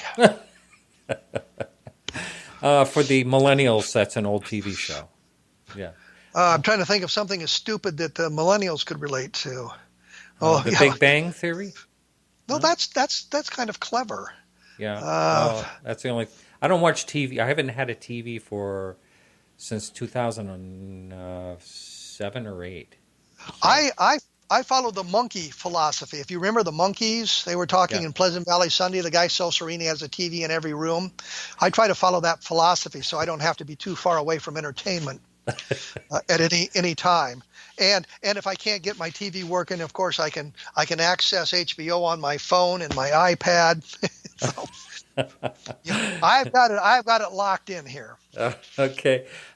Someone wanted to know what your I want to apologize. Someone tried to call in. I couldn't add the call, and I'm not sure why that's happening. But anyway, what's your opinion on Stargates? I liked it, especially the ones that had MacGyver in them. Okay. I thought I preferred him to Kurt Russell in the original movie. Yes, right. Right. I'm just that's the other thing. In Babylon, they had no, was it the Ishtar Gate or they have a Stargate? I forget. Anyway, the concept is interesting, and you wonder about those sorts of things, which would make interstellar flight easier. You look at the vast distances, and if you move toward relativistic speeds, you begin bombarding your spacecraft with radiation, and you have to be well shielded or you irradiate everybody in the spacecraft. But if you get beyond relativistic speeds, then does some of that change, or is there a way of warping space so that you short circuit the distances in some ways? I get the astronomy picture of the day on my iPad. And the one I'm thinking of, I think it was like on October 18th, somewhere back there, they had a picture of a cluster of galaxies, which just freaks me out by itself. All these galaxies, these little tiny pinpoints, and you can tell they're galaxies as opposed to stars. And there's this red thing around them, or this thing, and it's kind of a galactic lens that is created by the gravitational pull of these galaxies that are clustered together. So you wonder if there's some sort of something there that allows you to short circuit the distances so that people could literally travel interstellar distances. I mean, if we're going to go to Mars, it's going to take 12 months to get there or something. And so it's a really complex problem to defeat, to get to just a planet in our solar system. Of course, it's not the closest planet. You go to Venus, but then your spacecraft would melt and you'd be really screwed. But, getting to Mars is a technological feat. I think we could do it if we really put our minds to it. But our attention gets diverted into a lot of other things as well. So, that's sort of where I go on that sort of thing. Wilbert Smith from Canada was supposedly shown debris in the 1950s, and his son said a U.S. Air Force officer brought a piece to their house. It looked like it was a piece off of a craft. Did you ever hear anything about that? Not that they took a piece to the house. Okay. I find it very hard to believe that if we've got a piece of alien spacecraft, that it wouldn't be so highly classified that taking it to Wilbur Smith's house would be a violation of the law. Yeah, I respect. But I mean, you have to look at these things in that kind of a context as well. And you go back to Smith was running around with this stuff in the 1950s or 1950, and the attitudes were a lot different then. The government tells you not to do something, you're going to not do it. And in today's environment, the government tells you not to do something, your attitude is, yeah, you want to see me? So back then you have to look at these things, and people took those things a lot more seriously. And we didn't have the access to the internet, and we didn't have WikiLeaks, and we didn't have people leaking all kinds of classified materials into all kinds of different arenas from all sorts of different places. So that I just find it difficult to believe that the security would be violated in that fashion at that time. In today's environment, we'd be sharing photographs on it. We'd be having a video Skype conversation, and I'd be showing you the pieces of debris that I picked up in Roswell, that sort of thing. Yeah, absolutely. So you've got to put it in the context of the times as well, and you've got to understand these things. Absolutely. One other question on the forum. Do you have any opinions? Oh, I'm sorry. This is a different one.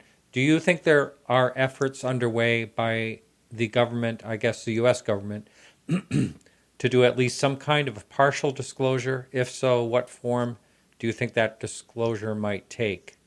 There's no motivation. There's no motivation for them to disclose.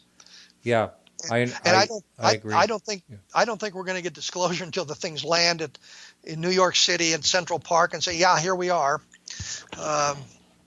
or something like that. I mean, there's no motivation for the government to disclose anything. And I have a question for you. I asked this recently of someone else. Maybe it was Stan Friedman last week. But do you think the government actually knows what's going on, or do you think they're as much baffled by the whole thing as we are? Well, if you look at Roswell and you say this is a craft of an alien spacecraft and all the guys were killed, then all you know is that there's visitation. You know nothing about their motives. You know nothing about their civilization. You know nothing about how they travel. You don't know if they're hostile. You don't know if they're benevolent. You know nothing about them. So the best thing you can do is keep your mouth shut until you can learn these things. And I don't think we've learned those things. But I just don't think that we're going to see anything in the realm of disclosure until the event is precipitated by something else. We can demand disclosure and all of this thing, and they're going to point and laugh at us as they do.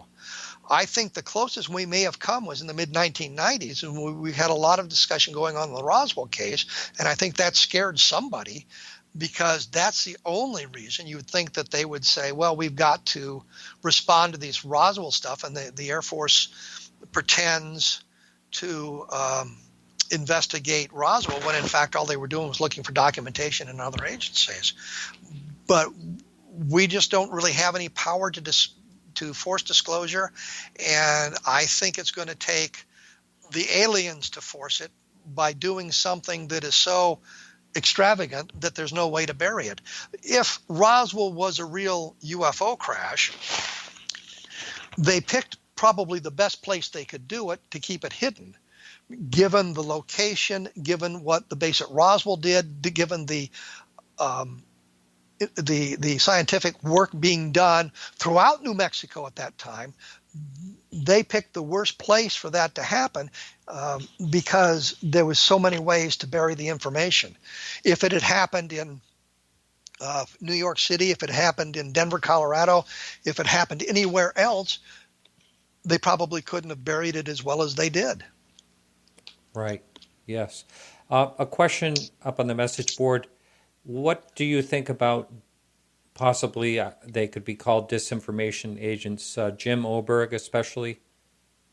I don't think so. I think the guys truly believe what they're saying. I've often wondered about the skeptics. They're allegedly skeptics, unless, of course, you're following their point of view. And I've asked them about this. Why do you accept Mogul as the answer for Roswell without asking the kind of questions you ask us, who are saying that it might be an alien spacecraft? Don't you see the dichotomy there?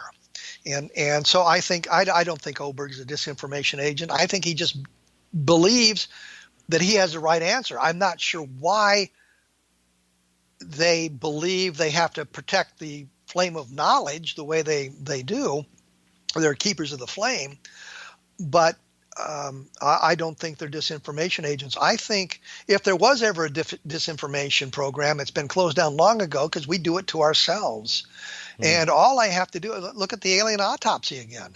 Mm-hmm. There's a disinformation program if you want to point at it, but it was not motivated by the government. It was motivated by money, right? And fame. And we look at all of this stuff. And my friend Stan Friedman will yell at me for this, but MJ-12 was not disinformation. It was Bill Moore and Richard Doty and Jamie Shandry trying to move themselves to the forefront of UFO research with the disclosure of these alleged documents. And I think we just do that to ourselves all the time. So they don't have to do it. If I was on the staff of the people for disinformation, I'd take credit for all of this stuff. Yeah, I fed this alien autopsy thing to this Ray Santilli guy, and he just ran with it for me. It was my idea. Yeah, I just take credit for it. Right. Someone wanted to know what your thoughts were about Kecksburg, and I want to ask: had you ever checked out what I think I'm trying to remember? John Ventura and someone else said they were on my show. Talked about they thought they had it solved. That it was a satellite. No, they're wrong. It's not a satellite. I know. I actually had Stan Gordon on and debating about it. But I think Stan's wrong too. Stan Gordon's wrong too. I think it was a meteor. And there's evidence for a meteor fall in the area, which I hesitate to say because Stan Gordon's a friend, and I know he spent decades researching this thing, and there's some very interesting stuff that comes out of there. But in today's world, what about the right angle turn that everybody said they saw? I don't think it made a right angle turn. I think it was the smoke caught in the upper atmosphere, and they perceived a right angle turn when there really wasn't any. And I've seen that sort of thing from, if you watch vapor trails enough, you'll see some of that where it was at one point straight across the sky, and suddenly it looks like it's bent all over the place, and it's the atmospherics or the winds aloft that get to it. I know Stan. Stan has been very helpful. When I did Crash from the Crash, I asked for his help and for photographs, and he was kind enough to send them to me. And I said at that time, I believe there were 5 legitimate crashes: Roswell, Las Vegas, Shag Harbor, Kecksburg. I forget what the 5th one was. But those, and now I think Las Vegas probably was a meteor, based on things that I've seen.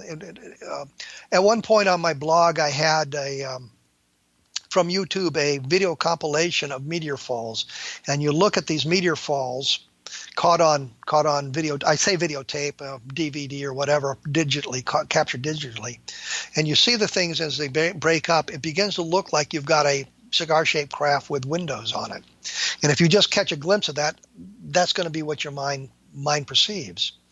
And looking at that sort of thing has, kind of altered my thinking. So YouTube has taken that stuff down. I don't know if they've changed the encryption, or if the encryption on Blogspot has been changed so it won't play those things anymore. But if you go to YouTube and you type in meteor compilation, it's 3 minutes and 19 seconds, and you'll see a whole bunch of these things, and it's just incredible what they look like when you think of it in connection with UFOs. So, well, I saw a fireball once that went over my head that was more incredible than seeing the UFO. It was absolutely amazing. This was many years ago. There's a couple of questions before we get off Kecksburg. There's so many witnesses that this is what I almost wish I had you on the show at the same time. There's so many witnesses. There's people that saw the military go in, the trucks take something away, or a flatbed take something away, and on and on and on. How would that? What's your thoughts? What makes you think it was a meteor? Because the actual meteor was found in Canada. I know there's those stories, and one of them came from our pal Cliff Stone, by the way. He saw the tarped truck go into, was it not Wright Lockerbie? No, an Air Force base. Not Wright-Patterson, but he supposedly was in the parking lot and watched the tarp truck go into it. He was 16 years old. I don't know how he got there or anything about it. It's just another one of those cockamamie stories he tells. But I know there was that. I know there was police involved. I know that there was a radio, I would say, documentary that was done within weeks, if not days, of the thing called "The Object in the Wood," and Stan Gordon was kind enough to send me a copy of that.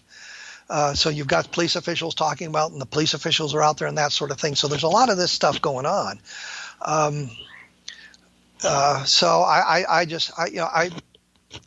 There's questions about it. I just don't get a good feeling from it anymore like I used to. What about their Dr. Eric Walker that supposedly was there and then went to the White House to do a debriefing on it? I don't know. I didn't know about that either. That just came up on the message board. But I don't know about that. I know that there's some things that have been said about Walker that turned out not to be true. I haven't really researched that, so I really don't know about that. There were military people. I know there was 3 men that were sent in from Pittsburgh, I think it was. There's a radar, Air Force Reserve unit there, and in the Air Force Reserve, there's full-time active duty people who run the thing when the reservists aren't there. I know the 3 guys were sent from there to Kecksburg to check on this sort of thing. So you've got that sort of thing going on, and there's discussion in the Blue Book files about it as well. So it's it's a big case. It's an important case, I think. even if it turns out to be something natural, I think it's an important case. I'm leaning now toward a natural phenomenon for the explanation. I don't think that not Ventura, whatever his name is, has got it right. But I fear that Stan Gordon hasn't got it right, and I always hesitate to say that because I know the work he's done on it, and I know he's absolutely sincere in what he says, and he truly believes that he's got it right. So I always hesitate to say anything about it because I just feel bad for him. Okay, update Cubs 5. Yes, 5-1. Cleveland won. Yeah. I didn't want to do it again. Yes. Well, yeah, I don't know enough about Kecksburg. It just seems to me that there was so many witnesses that saw something going on in the woods and the trench and I can say if we go back to Roswell in 1995, I can say the same thing. And how many of the witnesses have turned out not to be credible? Well, I got to tell you also, going back to the fireball that I saw, it was this huge thing. I could even see it rotating as it was moving. And it went out. This is kind of funny because I was also in a hot tub. That's where I had a UFO sighting. But this was back in the 80s. So I saw this thing, and I thought for sure it went. I lived right near, not too far from the Atlantic Ocean, and I thought for sure it just went right in the ocean, right off the coast. And I found out the next day that it had landed in China. So it seemed like it was going so low over where I was, and the thing landed, or a large meteor that landed that, like an hour or 2 hours later, whatever it was, in China. So I'm not saying it's possibly the same one, but I thought it could be.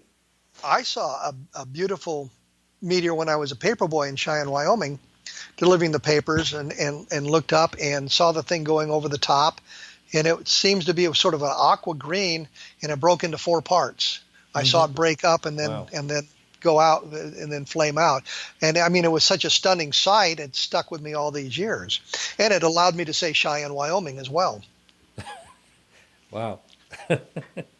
Let's see. I just want to make sure I ask all these questions.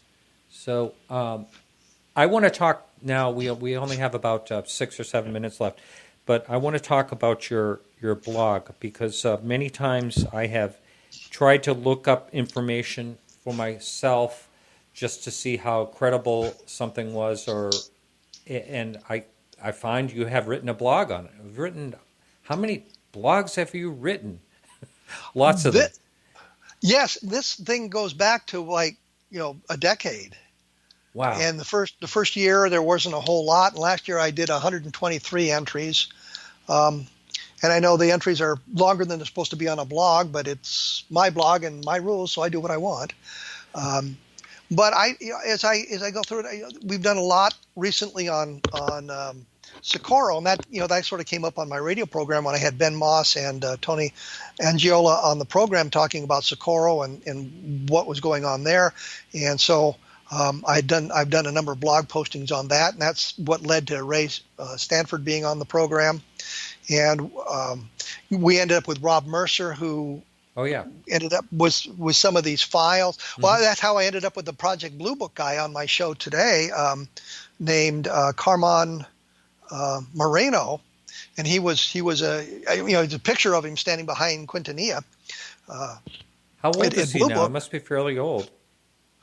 He's probably 70. Oh, okay. I was thinking he'd be in his 80s. At least. Well, it's the end, and he was a lieutenant at the time, so he could have been easily in his early 20s. I see. I mean, when I was in the Army, I got back from Vietnam within weeks of the Air Force announcing that they were closing Project Blue Book. I've actually been accused of being a member of Project Blue Book, which I think is absolutely hilarious. But and I'm not 70 yet, so there you go. But yeah, we had a nice discussion about what was going on in Blue Book at the time and that sort of thing. But it led to that, and Rob Mercer finding the Blue Book files. And I asked him how that came about and why he had that material. And so it was an interesting discussion about all of that. Now, getting back to your blog, there's you put a lot of common sense into your work. and a lot of research when you write something. And actually, if you just Google a different perspective online, you will find Kevin's blog. It's Kevin Randle and Blogspot or something like that, right? It's at kevinrandle.blogspot.com. Yeah. But if you go to just a different perspective, it'll come up. And sometimes if you're looking for a specific case or something, that's how I the find first it. entry. It's the first thing that comes up. So yeah, a lot of cases I've looked into, and I find the scoop on your blog. Have you? And I consider you someone very reasonable and very cautious in your writing. But have you ever written something and had to recant it, like you found out more information? Yes, yes. Lovekin, who was a witness that was being promoted as having been involved in the Roswell case and all of this stuff, and he being promoted as a brigadier general, and I couldn't find him on any lists. There's all kinds of documentation of who were general officers, and I wrote that I suspected that he was in something called the State Guard Association, and which is not really military oriented. It's a bunch of civilians playing soldier type thing, and in some of the state guards they actually do some really good work. I really shouldn't denigrate them that way. I myself was actually a major general in the organization at one time. I sent in my $30 and I convinced them I should be. But so I wrote about that, and I also said in that blog that he was that he had claimed to have been with the ASA, and he was on the communications at the Eisenhower White House. And since this whole thing about him being a general had kind of broken apart and been more hyperbole than actual fact, I suggested that I didn't believe that either. Well, it turns out he really was and had the documentation to prove it. So I did a blog. I think I took down that one and put up a different one. Says, that's a good thing about a blog. I can eliminate the bad stuff, and here's the story as it really is now. And I was right about this part of it. I was wrong about that part of it. So I've done stuff that I've taken down, and I'm not sure if you can get it through the Wayback Machine or any of that sort of thing. But I have done that, and I have updated information when I put something out which was the best information I had at the time. And then learned additional information, and I've corrected that information as we go through it. Yeah. The most recent example was I did one on the Socorro symbol identified or something like that, and a couple of comments made me rethink that, and so I put a question mark in the title. I think now I'll probably do another update on that simply because I have more information about all of that, and I think I pretty well know what the symbol is, and I think we've pretty well identified it. Okay. Just one quick question, because we have to close out right now, and that is, have you had a sighting? I can't remember if I ever asked you that or if you talked about it. It's really crappy. When I was growing up in Denver, I met with the Denver UFO Society on Friday nights. And they had a big thing near Castle Rock, and we were all out there sitting around the campfire, and it looked like a light crossed the sky from north to south, and it got straight overhead, and it blinked once, and then it continued on. And it was a time when we didn't have anything in a polar orbit. Oh, wow. And so that's the best. I mean, today you go outside and look at the International Space Station. That pretty well looks like what I saw, but it was at a time when we didn't have a lot of satellites and we didn't have anything in a polar orbit. Okay. Or polar orbit. That's the best I can do. Thanks so much, Kevin. I'm out of time here. Thanks so much. Okay. Great talking to you. I hope to have you back on again. Well, you know where I live. I do. All right. Okay. Talk to you soon. Okay. All right. Thank you, everyone, for hanging in, listening to the show. And that's it for our guest. And next week his name just came up. Both Ben Moss and Tony Angiola. They're going to be on next week here at the same time. Thanks so much. We have to close out because we ran out of time, and we'll be back next week. So remember to keep your eyes to the sky.